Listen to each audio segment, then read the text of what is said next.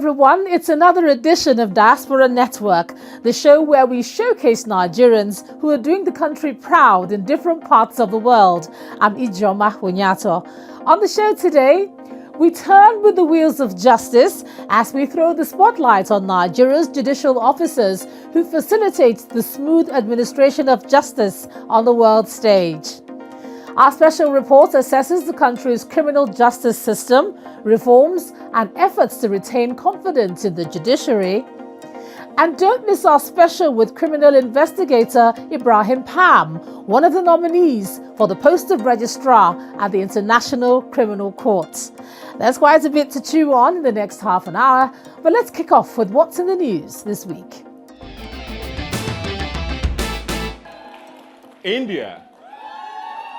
Sierra Leone. Following a 2-year hiatus due to the coronavirus lockdowns, this year's Goalkeepers Summit, organised by the Bill Gates Foundation, invited famed author Chimamanda Ngozi Adichie as a special guest speaker. The Nigerian-born writer sat down and spoke to Melinda Gates about motherhood, equality, race, and her effect in writing female-focused stories which help empower women around the world. I think that my choosing to write is my rejecting silence. That silence that is imposed on women. You know, that idea, don't speak, don't really express how you're feeling, you know. And I think from a young age, I just thought, no, I'm going to speak, I'm going to use my voice. And also, the event, taking place on the sidelines of the 77th United Nations General Assembly, collaborated with over 450 changemakers from around the globe to discuss why it is so important for the world to achieve the 17 Sustainable Development Goals, which include, but are not limited to, zero poverty, quality education and climate action.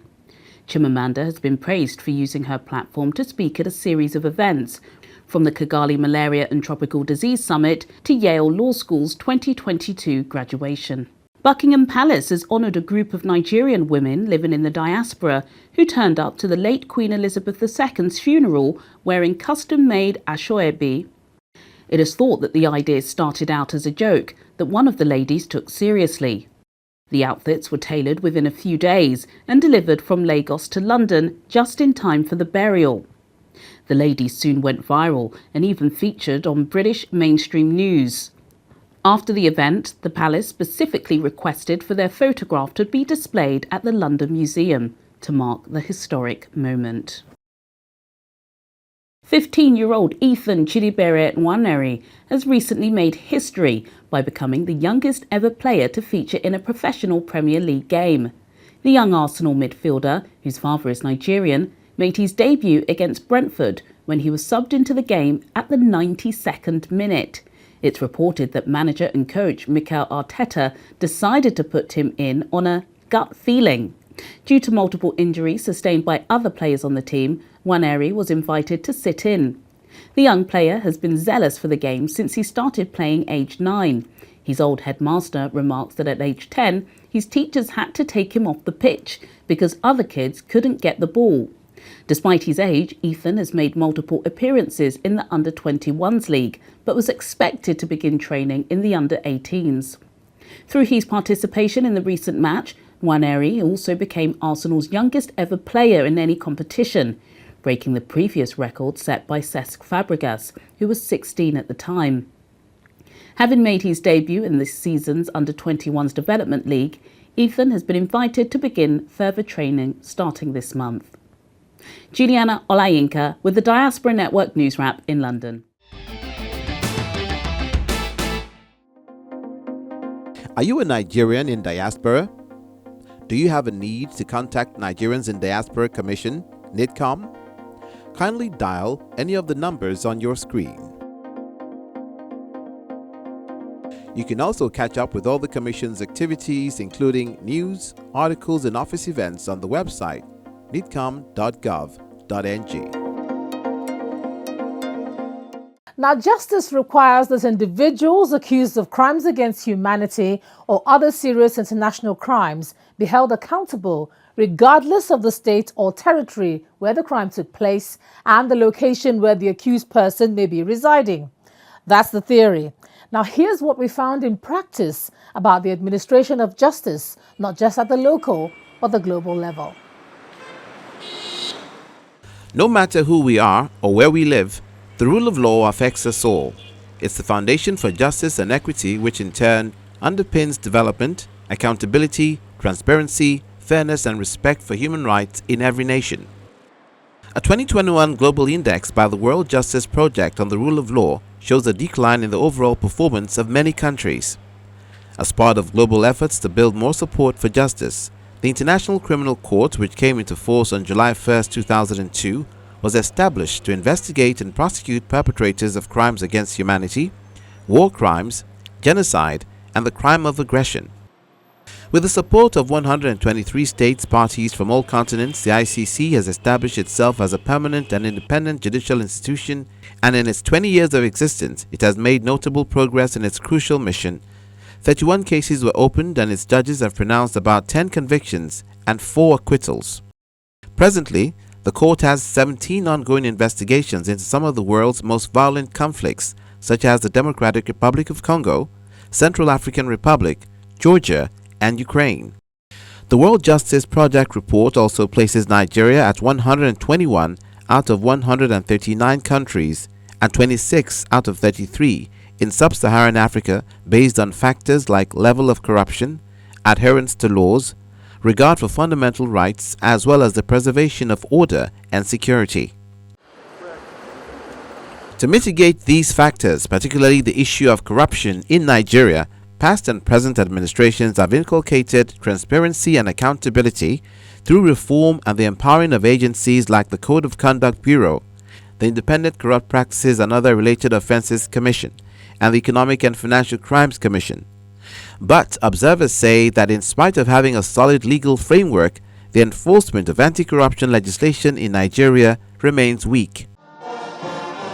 At the recent National Summit on Diminishing Corruption in the Public Sector in Nigeria, President Muhammadu Buhari, who is vocal about Africa's anti-corruption fight, identified corruption as one of the persistent challenges hindering development. At the same event, Chairman of the ICPC reiterates that major investigations and convictions have been secured and fraud cases within ministries, departments and agencies uncovered. And so far this year, we've recovered 1.26 billion. Our findings thus far indicate that many prospective appointees are implicated for financial impropriety, corrupt practice, failure of code of conduct standards, and substance abuse. The fallout of arrests and convictions that often sparks interest is the amount of loot and funds recovered from suspects and how it is put away. In one instance, the total amount of looted funds recovered from late head of state General Sani Abacha in the past 24 years has been put at $3.65 billion. President Muhammadu Buhari approved the use of these funds for the ongoing Presidential Development Infrastructural Funds projects, which include the Abuja-Kano Road, Lagos-Ibadan Expressway, and the Second Niger Bridge, being supervised by the Nigeria Sovereign Investment Authority. While this may be, there have been agitations about the management of the proceeds of confiscated property, as many believe the process should be more transparent.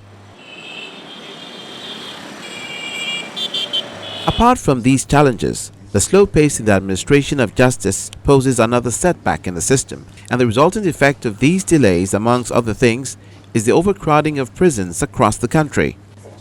A 2017 report by the National Bureau of Statistics stated that persons awaiting trial account for a staggering 73% of the total prison population in the country.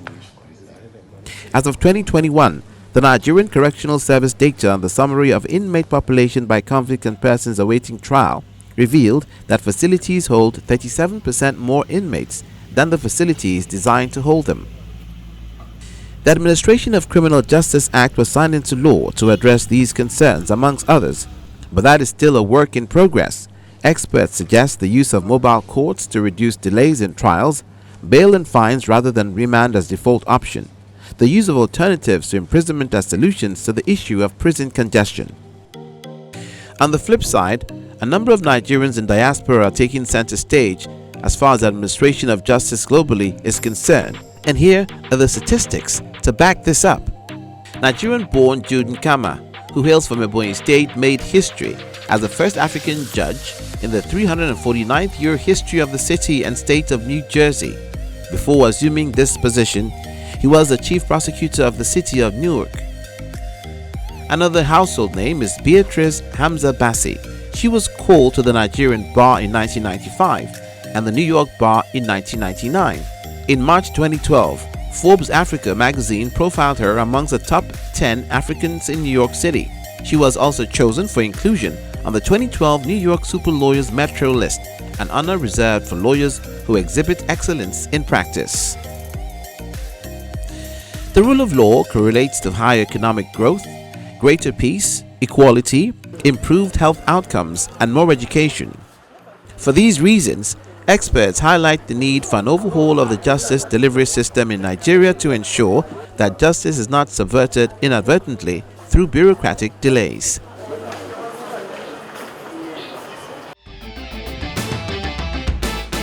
And speaking about justice delivery, this time at the global level, our cameras captured one who has experience in administrative and criminal investigations in multiple jurisdictions around the world. His name is Ibrahim Pam. Ibrahim James Pam is a native of Birom in Plateau State, north-central Nigeria. He is a graduate of law from the University of Jos and holds a master's in criminal justice policy from the London School of Economics and Political Science under the UK government's Chevening Scholarship Programme in 2005. He started his legal career as a junior counsel in Lagos in 1989, and 2 years later he moved to Continental Merchant Bank. He remained in the banking industry as a solicitor and went back to private practice a few years after. In 2000, he became a special legal assistant in the Human Rights Violation Investigation Commission of Nigeria, also known as the Oputa Panel, and in 2001, he was appointed Chief Legal Officer at the Independent Corrupt Practices Commission, ICPC. From 2005 to 2012, he worked as an analyst, investigator, and trial coordinator at the Office of the Prosecutor for the International Criminal Court (ICC), and proceeded to the African Development Bank in Tunis and Abidjan, where he worked as Chief Investigation Officer in the Integrity and Anti-Corruption Department. In 2016, he was resident investigator for the UN mission in South Sudan with concurrent accreditation to the United Nations Interim Security Force in Abyei.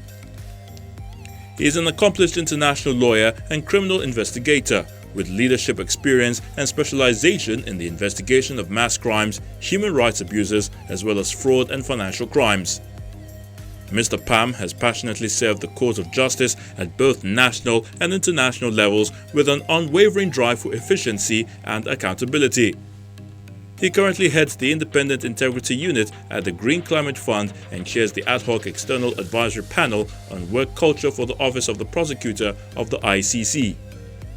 He is the only Nigerian among the 12 candidates jostling for the position of the Registrar of the International Criminal Court, and is poised to take the lead with his broad experience in multiple jurisdictions around the world. Mr. Pam is the last of 6 children. He married his university sweetheart Mwakego in 1992, and the couple is blessed with 5 children and 4 grandkids. Mwakego Ibrahim Pam is an educationist and an administrator who worked with the International Criminal Tribunal for former Yugoslavia as a judge's assistant.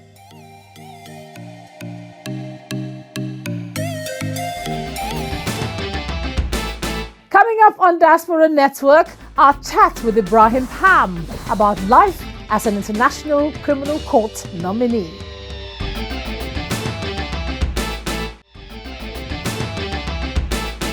Welcome back to the program. He works in South Korea, but we tracked down this criminal investigator in London, where we got to know him a little bit more.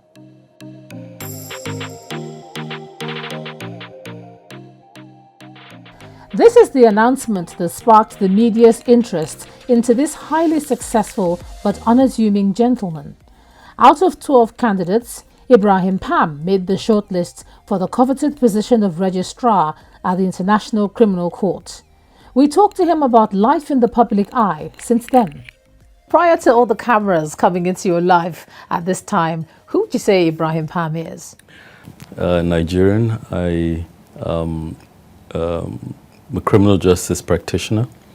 I've worked in a number of jurisdictions, as you said, in different international organizations. I always intended to be a lawyer. Not sure that I would have taken this path. I was a litigator.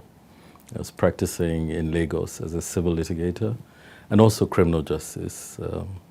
But yes, life takes different turns. How did that go, practicing in Lagos as a litigator? Fantastic. It was the greatest, the best way to get into legal practice. The Lagos courts are vibrant. The legal practice is dynamic. It's really good. He's come a long way since then and currently works on the Asian continent. So at the moment you work out of South Korea, and many people have said, "Ooh, what's it like working in that space?" Well, I guess the biggest challenge is food. But Okay. it's a privilege to work in South Korea. It's a privilege to have the opportunity to work outside of your country, to learn a new culture, to be welcomed by a new people. South Korea is one of the world's biggest economies. It's a very well-developed country. There are cultural experiences there that you cannot replicate elsewhere. It's really a wonderful experience. From the wealth of experience he has garnered across the continents, he shares this perspective about the ICC and its procedures. Let's talk about the ICC and how this sort of, shall I say, catapulted you into the, well, not into the limelight because you've been there, but into increasing relevance. So 88 applications were received and then you were shortlisted. What does that mean to you? Well, it's a validation of everything I've done until now. Of course, it's an honor to be on the shortlist, and I do accept that privilege with some humility. But, you know, the International Criminal Court is a very important institution. It's the expression of the global commitment to accountability for mass crimes. The origins of it are very historical, and it takes its origins, its jurisprudential origins from the immediate post-World War II period, the determination of the international community in forming the United Nations organization to end the scourge of war and to hold people accountable for the worst crimes. So it's quite a privilege to be considered. Clearly there is a lot of competition in getting to be selected to that position. But I feel absolutely well suited for it. Yeah. I think my experience, my background prepares me adequately for it. But of course, with due respect to all the other candidates that were shortlisted as well. But what about those who look at the ICC and they frown on the nature of its operations when it comes to holding leaders or past leaders accountable, talking about the whole African issue where you find a majority of people who are being prosecuted are either African or, you know, rather not from the West. What do you feel about that argument? The International Criminal Court has a dual character. So it's both a judicial institution as well as an international organization. And those two elements of it require two different approaches. As a judicial institution, it draws a lot of attention in terms of its prosecutorial policy and prosecutorial approach. Now, that's the job of the prosecutor and, of course, the judges. But if I may stray into that area slightly. We would like you to. So you would find that some of the elements of the arguments are lost in the public discussion. And one very important element of it, I'll say two, is firstly that the court is driven by it was created by the consensus of states, with the exception of a few states. So it's a product of national consensus and international consensus. It's a treaty-based organization. And this treaty was ratified by about 122 member states now. And it's significant to know that Senegal, an African country, was the first country to ratify the Statute of Rome. Now, you would find that the majority of African cases that the court managers were referred by the African states themselves, with the exception of the situation in Libya, the situation in Darfur. And so what the ICC is a complementary judicial institution. It is complementary to national jurisdictions. So some of those arguments do not take into account the character of the court and the nature of judicial proceedings. And of course, Kenya, by the way, is the other one. So when the arguments are put forward, there is some legitimacy to them in the sense that international criminal proceedings require some derogation from state sovereignty. But this is what states have themselves submitted to.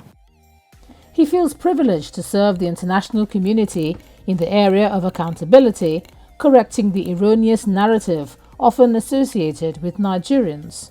I have had the privilege to see my ambitions come to fruition.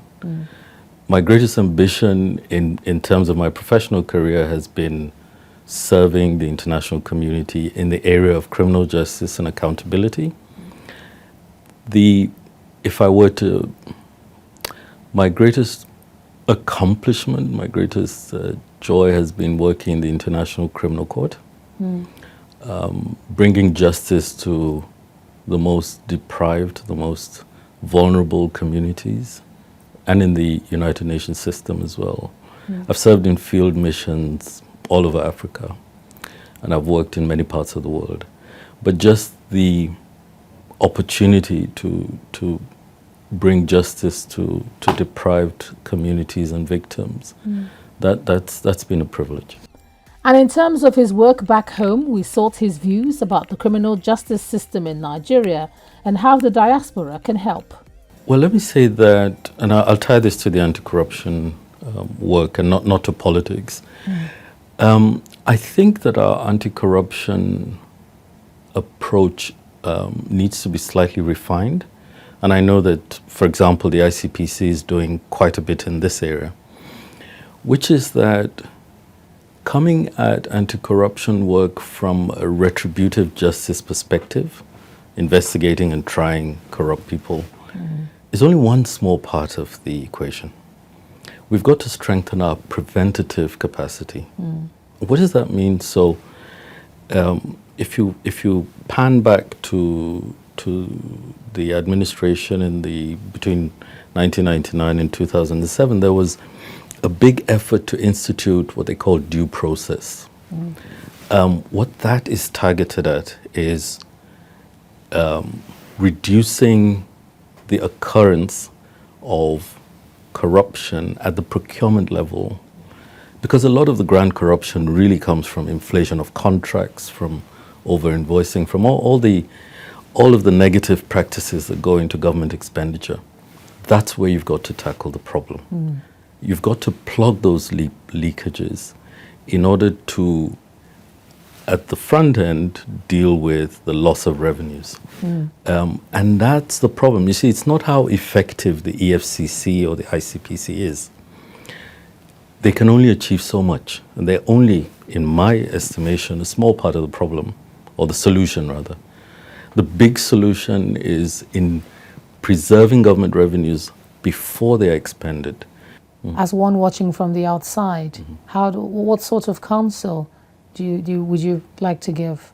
Quicker dispensation of justice. You have accused persons awaiting trial for years and years.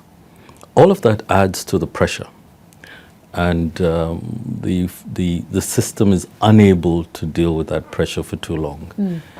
But of course, in a developing economy, there are priorities all around, and so how do you prioritize the penal system or even the judicial system over other areas of the economy? That's a challenge. Mr. Pam credits his success to hard work and a sound upbringing, and he speaks fondly about his parents. His late father, Lieutenant Colonel James Yakubu Pam, was the fourth Nigerian to receive the Queen's Commission from the Royal Military Academy in Sandhurst in 1955. He served as an Adjutant General of the Nigerian Army who succeeded Yakubu Gowon. It's in this position that he was killed in the first military coup in January 1966. His mother, Elizabeth Pam, was a federal electoral commissioner and one of the first women from northern Nigeria to graduate in 1956 from the Nigerian College of Arts and Technology, now known as Ahmadu Bello University in Zaria. He beams with pride as he speaks about his family life. So when you're not at work, for instance, or you're not reading an article or policy papers, what are you doing? So I spend a lot of time with family. Okay. And that's the real pleasure of my life. However, yes, they do complain about the amount of time I spend working. Yes. So even when on holiday, you've got to pay attention to work, and you don't get enough holidays. Yeah. But I do have a lot of spare time to play football with my sons. How many of them would you like to talk about your family? Yes, I've got a wife, a lovely lady.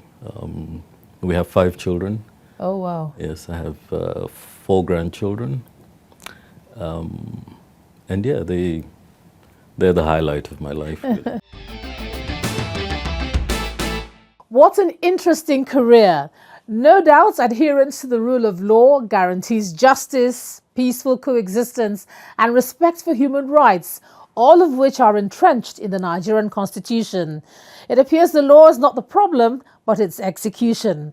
Perhaps it's not surprising that experts like Mr. Pam continue to call for reforms in the administration of justice delivery.